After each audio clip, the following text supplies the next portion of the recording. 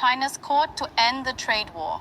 China, on the other hand, wants the US to stop the war started by the US and is taking new steps targeting American companies.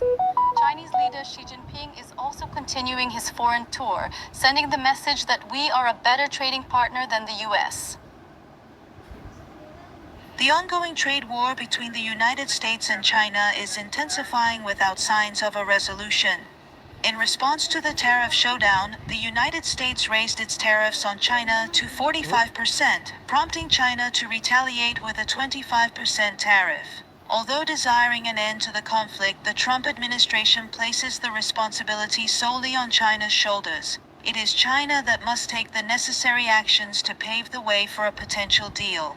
President Trump has explicitly conveyed his stance on China, making it evident that the responsibility now lies with China. It is essential for China to reach an agreement with us, as the onus does not fall on us to establish a deal with them. The Chinese government says the U.S. started the war. The U.S. should finish it. The Trump administration's policy of pressure, threats, and blackmail against China will not solve the problem.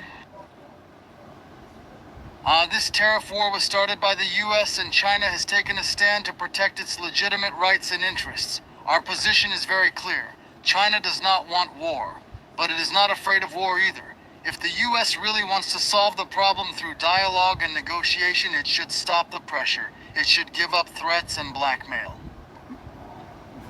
Chinese leader Xi Jinping, who refused to make concessions in the face of Trump, continues his tour of Southeast Asia. After Vietnam, Xi Jinping traveled to Malaysia and gave the message that China is a better trading partner than the U.S. Xi's last stop will be Cambodia.